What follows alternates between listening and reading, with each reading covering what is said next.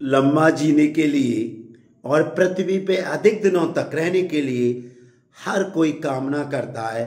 हर किसी की इच्छा होती है, विश होती है कि मैं बहुत समय तक जीऊं, मैं सैकड़ा पार कर लूं अपने उम्र की। ऐसे हम सबकी सोच है और सोच होनी भी चाहिए। हमको सकारात्मक रूप से रहना भी चाहिए, जिससे कि हम बहुत सारा काम अपने लिए, अपने परिवार के लिए, अपने बीवी के लिए, बच्चों के लिए, पति के लिए, माँ बाप के लिए या सबके अब देश के लिए, सबके लिए बहुत सारा काम कर सकें।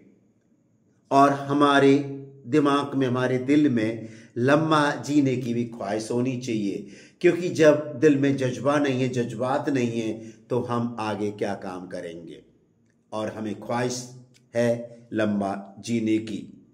और ये भी आपने सुना होगा लोगों को द्वारा कहते हुए कि उसकी तो इतनी उम्र लिखी है, वो इतना ही जिया। कहने का मतलब यह है, जब कोई व्यक्ति संसार को छोड़ के चला जाता है, या तो बुढ़ापे में या जवानी में या बचपन में, कोई भी XYZ, और उसको विदाई देने के बाद में लोगों को यही कहते हुए आपने ज़रूर सुना होगा, उसकी तो इतनी उम्र लिखी थी। ऐसा कहा जाता है, कहते हुए आपने ज़रूर सुना होगा। लेकिन धर्म ग्रंथ इसके इतर और कुछ बताता है। धर्म ग्रंथ जो ईश्वर की प्रेरणा से लिखा गया है, ईश्वर की आत्मा से लिखा गया है, यानी यूं कहें भरोसे, विश्वास, आशा के साथ कि ईश्वर ने ही अपने देवदूतों के द्वारा लिखा है, इसमें कोई भी अतिशयोक्ति नहीं होगी। ईश्वर अपने वचन के द्वारा हमसे कहते हैं, हे मेरे पुत्र, हे मेरे पुत्र, या यूं कहें हे मेरी पुत्री, हे मेरे पुत्र और पुत्री, मेरी शिक्षाओं को न भुलाना, अपने हृदय में मेरी आज्ञाओं को रखे रहना। देखिए ईश्वर हमें क्या आदेशित कर रहे हैं, मेरी शिक्षाओं को मत भुलाना। ईश्वर की क्या शिक्षाएं हैं? ईश्वर की 10 शिक्षा हैं, ईश्वर के 10 नियम हैं। मैं ही पिता परमेश्वर हूं, यानी मैं ही संसार का रखवाला हूं, मैं सृष्टि करता हूं, एक ही परमेश्वर है। मैं मुझको छोड़ करके किसी की आराधना नहीं करना, किसी का पूजा पाठ मत करना, और मेरे सिवाय किसी का नाम भी मत लेना। मूर्ति पूजा नहीं करना, चोरी नहीं करना, व्यभिचार नहीं करना, झूठी गवाही नहीं देना, परस्त्री की कामना ना करना, दूसरे को धन को अपना ना समझना। इस तरह से 10 आज्ञाएं ईश्वर की, ये ईश्वर की 10 शिक्षा है। ईश्वर अपनी शिक्षाओं पर चलने के लिए हम पूरे विश्वमंडल को, विश्व बिरादरी को और सारे लोगों को हमें आदेश देते हैं कि हम ईश्वर की शिक्षाओं को अपने जीवन में ढालें, अपने हृदय में रखें और ईश्वर की आज्ञाओं को अपने हृदय में हमेशा रखें। ऐसा ईश्वर हमसे चाहता है, जिससे कि हम ईश्वर की शिक्षाओं को अपने जीवन में ढालकर लंबी आयु जी सके। ऐसा ईश्वर कहते हैं, यदि हम ईश्वर की आज्ञाओं पे नहीं चलेंगे तो कोई भी मनुष्य ज़्यादा समय नहीं जी पाएगा, लंबी आयु नहीं जी पाएगा। कहने का मतलब यह है, यदि कोई चोरी करता है और चोरी करता है, एक दिन पकड़ा जाएगा तो उसे जेल हो जाएगी, और जेल में वो बीमारियों के द्वारा जल्दी इस संसार से विदा ले लेगा, यानी बीमार पड़ेंगे। तो हम ईश्वर की आज्ञाओं पर नहीं चलेंगे तो चाहे हम शारीरिक रूप से बीमार हो जाएं, या मानसिक रूप से बीमार हो जाएं, या आर्थिक रूप से बीमार हो जाएं, तो ये हमारे शरीर को डिके करती हैं, क्षीण करती हैं। और ईश्वर आगे हमसे कहते हैं, अपने माता पिता का आदर करना, उनकी कहना मानना। जब माता पिता बूढ़े हों तो उनको सहारा देना, जब माता पिता बीमार हों उनको सहारा देना, जब माता पिता बीमार पड़ जाएं उनको वृद्धावस्था में मत छोड़ना। उन माता पिता का आज्ञा पालन करना, उनको पिटाई नहीं करना, धक्के नहीं देना, थप्पड़ नहीं मारना, ये ईश्वर हमसे आदेश देते हैं। और ईश्वर अपने वचन के द्वारा आगे बोलते हैं, मैं तुझे दीर्घ आयु से तृप्त करूंगा। ईश्वर वायदा कर रहे हैं हमसे, देखो, अपने किए हुए उद्धार का दर्शन कराऊंगा, मैं तुझे दीर्घ आयु से तृप्त करूंगा। यदि तू मेरी शिक्षाओं पे चलेगा तो मैं तुझे लंबी आयु दूंगा, बहुत समय जिएगा, 100 साल जिएगा, 90 साल जिएगा, 95 साल जिएगा, उसकी चिंता नहीं करना, यदि तू मेरी शिक्षाओं पर चलेगा तो। और मैं तुझे किए उद्धार का दर्शन कराऊंगा। उद्धार का क्या मतलब है? मुक्ति, सल्वेशन।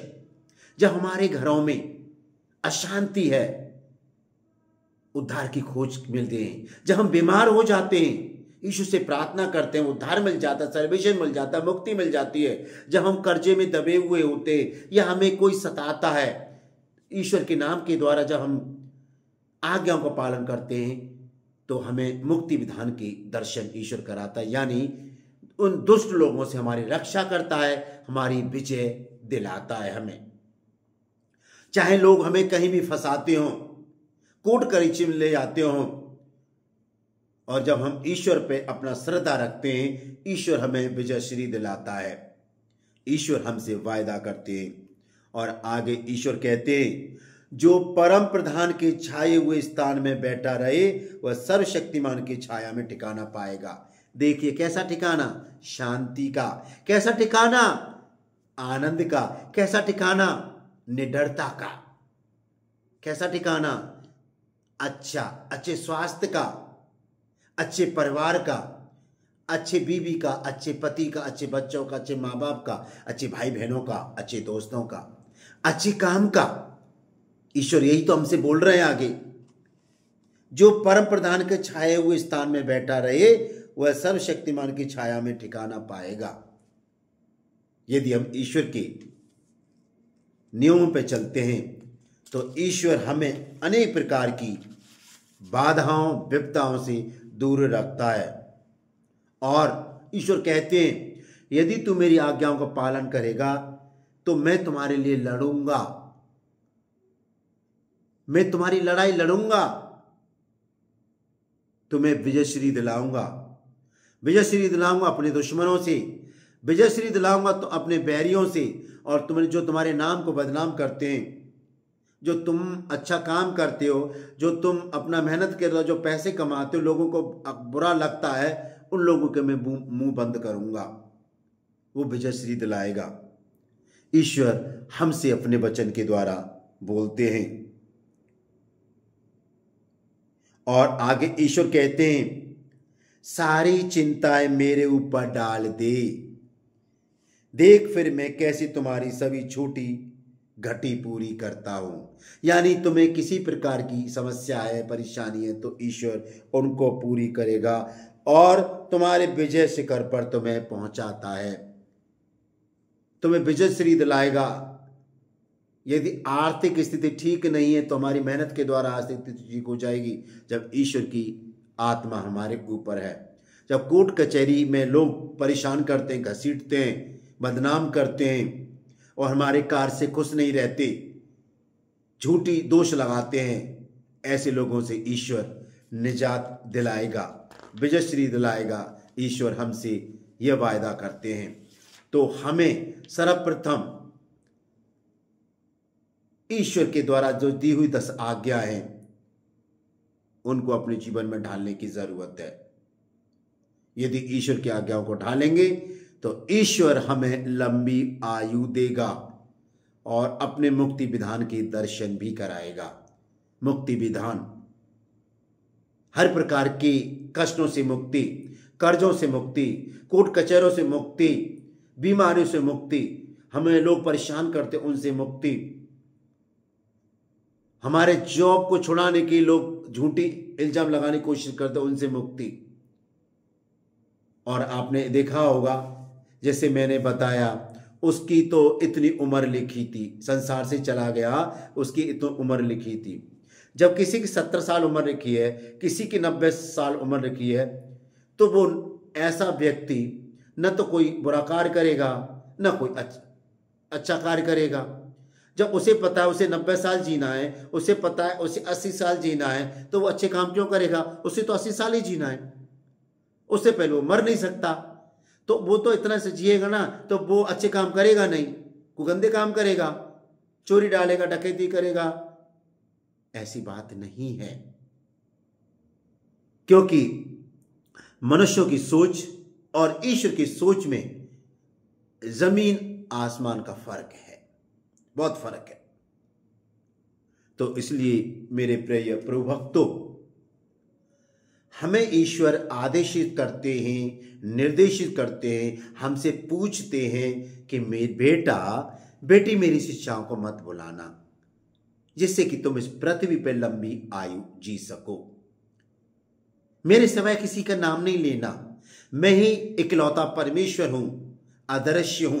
मैंने पृथ्वी बनाई, पूरा विश्वमंडल बनाया, नदी नाले पहाड़ पशु पक्षी जानवर इंसान सबको बनाया मैंने। और मेरी कोई मूर्ति मत बनाना, मैं मूर्तियों में नहीं हूं, मैं कैलेंडर में नहीं हूं, मैं किसी नदी में नहीं हूं, मैं किसी पेड़ पर नहीं हूं। मैं तुम्हारे अंदर हूं, तुम्हारे अंदर, तुम्हारे दिल में, तुम्हारे मम्मी के, तुम्हारे पापा के, तुम्हारे पत्नी के, पति के, बच्चों के दिल में हूं मैं। कहीं नहीं, मुझे कहीं खोजने मत जाओ, लेकिन अच्छा जीवन जियो, आज्ञाओं के अनुसार जीवन जियो।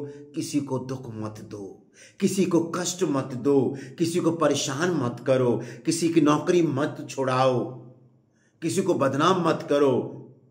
अपनी जेब भरने के लिए अपने उच्च अधिकारियों के सामने किसी की शिकायत मत करो।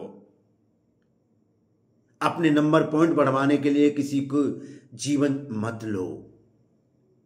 यदि हम लंबी आयु जीना चाहते हैं, हम जीना चाहते लंबी आयु, हमारी पत्नी लंबा आयु जीना चाहती है हमारे, तो हमें ईश्वर की आज्ञाओं पर आगे चलना पड़ेगा, ईश्वर की आज्ञाओं को अपने जीवन में ढालना पड़ेगा, जिससे कि हम लंबा जी सके। अब ईश्वर ने हमारे लिए सब कुछ बोल दिया, अब हमारे ऊपर निर्भर करता है हम कितना उम्र जीना चाहते हैं। ईश्वर आपको आशीष दे मेरे प्रिय प्रभु भक्तों।